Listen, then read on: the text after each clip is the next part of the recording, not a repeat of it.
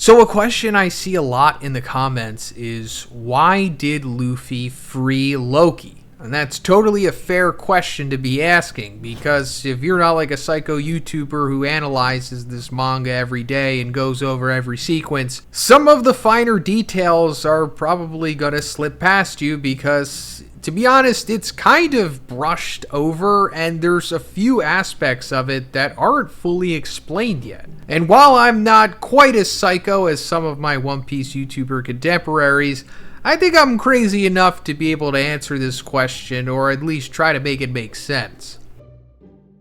So this all starts back in chapter 1130 when Luffy wanders into the underworld and encounters Loki, who is chained to the treasure tree atom. Then in chapter 1131, they start conversating. At first, Loki tries to convince Luffy to unchain him by giving him the offer of completely eliminating one rival pirate crew of Luffy's choosing. And of course, Luffy doesn't really care about that, so this doesn't really go anywhere. Then after talking a little bit more, we're introduced to these humans who are dwelling in the underworld as well. And they wear like these stinking robes to turn away the ravenous beasts that lurk down there. And as Loki says this, they're like, "Now that's really uncalled for, sir.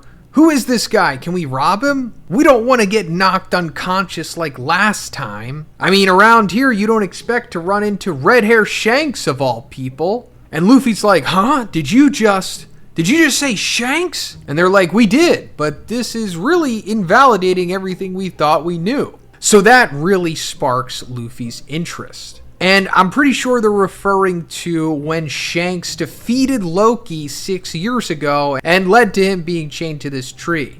And going further, Luffy's like, "Did Shanks really come here?" And Loki's like, "You know Red Hair?" And then once Loki notices that Luffy is really interested, he's like, "If you mean that coward of a pirate, he certainly did." And then of course Luffy crashes out and tries to hit Loki, but Loki's observation hockey's so good that he's still able to avoid it despite being chained up on Sea Stone and blindfolded. And Loki's like, "Hey, wait, take it easy, I was only joking." And then a little later, Luffy's like, "Why was Shanks here? Why did he come to see you? Is he still in Elbaf?" And Loki's like, "You won't be getting those answers for nothing." Then we cut away from this sequence for a little bit. Then in the following chapter, we randomly see Luffy appear again with Gerd on the rope bridge connecting the underworld and the sun world. And that's where he spots the Sunny.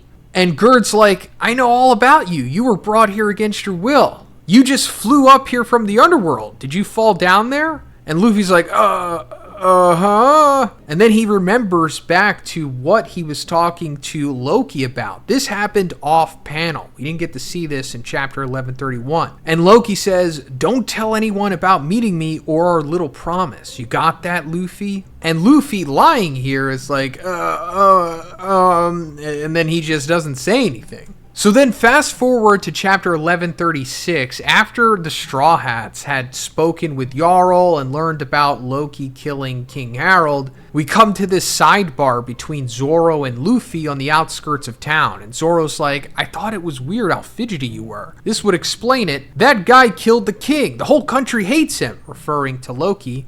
"Obviously everything he told you was a lie." And Luffy's like, "But he said he knows where Shanks is. Do you have any idea how much I want to see him?" And Zoro's like, "Yes, you talk about it all the time. It's a way for him to take advantage of you." And Luffy's like, "You think Loki doesn't even know?"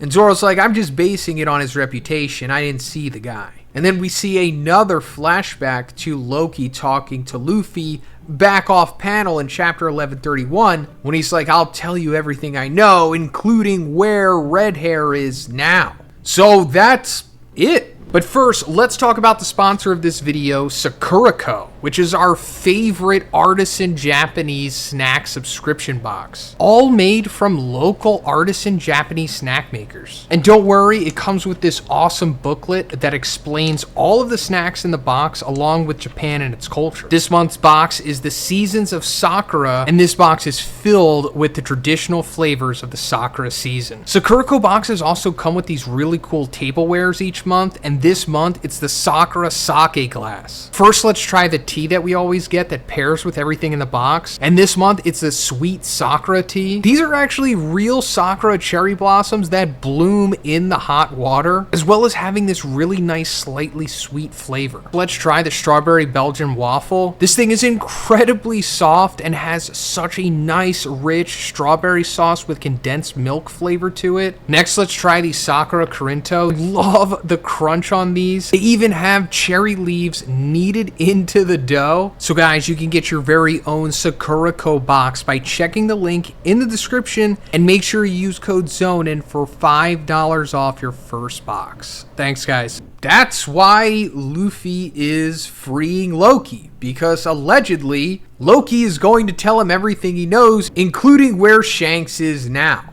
So I guess that's perfectly fine motivation. Luffy is trying to find Shanks. He has to reunite with him eventually. I mean, it all started in chapter 1, right? Shanks gave him the straw hat and he was like, give this back to me once you become a great pirate. He's a freaking Yonko now, so I think it's about time. Also, back in Punk Hazard, when Luffy was making his alliance with Law, he said that he was eventually going to fight Shanks as well. But that also raises the question of, how does Loki know where Shanks even is, or where he is now? Because, he's been chained up to this tree for 6 years. Now, like we talked about before, Loki's observation haki is pretty good. I don't know if it's so good that he can, sense what's happening off of Elbaf, anywhere in the world, and pinpoint Shanks. I mean, it's possible, of course, but man, that's going a little too far. I don't even think Shanks is capable of that. However, Shanks was at Elbaf not too long ago. So it's possible that someone else was aware of what was going on with Shanks and,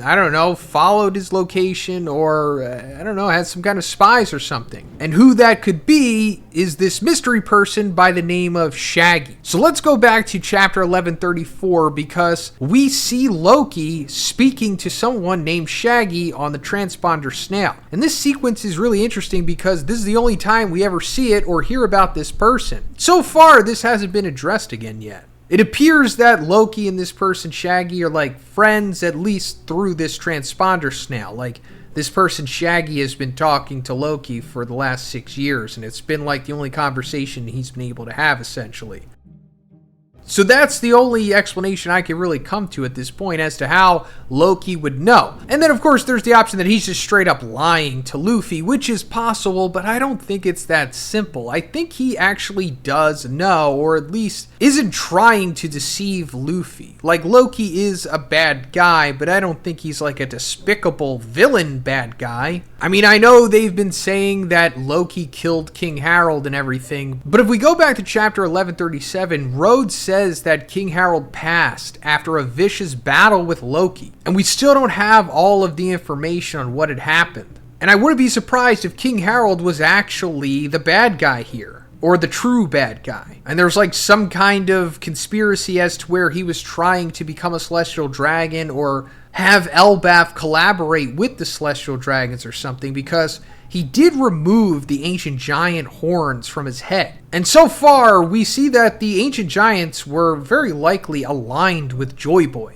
And he says that the horns and the ancient giants reminded him of a war era. And also recently, we see that the kids of Elbaf have been taught to not be warriors anymore, and it's kind of implied that maybe they were taught to fear Nika. I don't know, I'm really going into conspiracy territory at this point, but in the latest chapter, 142, we see that Loki says that he wants to save Elbaf, because it's implied that he's hearing the warning horn going off, alerting all of Elbaf that hey, something really bad is happening, with the kids falling asleep and being led to the beach to get abducted by the Holy Knights. Also, when Luffy gets the key from Scopper Gaban in chapter 1140, Scopper knows about Loki. He knows what's going on with him, but he still decides to give Luffy the key once he sees his Nika form. So if Scopper knew that Loki shouldn't be freed, he definitely wouldn't have given Luffy the key, regardless of if he's Nika or not. And then a more simpler explanation is that Luffy just feels compelled to free Loki because, he is Nika, and Nika is the Liberator. Or at least the version of Nika that Luffy is with his devil fruit. It's still possible there's like 2 Nikas, a destroyer and a liberator. Still don't know yet, but hopefully that clears things up. That's why Luffy freed Loki, because he's going to find out about Shanks. And it's even possible that this is where Luffy finds out that Shanks is not only a celestial dragon, but that his father is a member of the Gorosei and that his brother is a holy knight. I think that would be an awesome reveal if Loki was the one who just spills the beans here and like Luffy has his mind blown. And then maybe he even tells Luffy like, yeah, Shanks is going after the last road poneglyph as we speak, and then maybe that leads to the man marked by flames and the big race for the last road poneglyph with everyone. Because Shanks did say it's time to go after the One Piece, so I think all of this is going to converge. But let me know what you think about this in the comments, guys. If you liked the video, please give it a like and please subscribe if you haven't already. Have a great day, and I'll see you in the next one.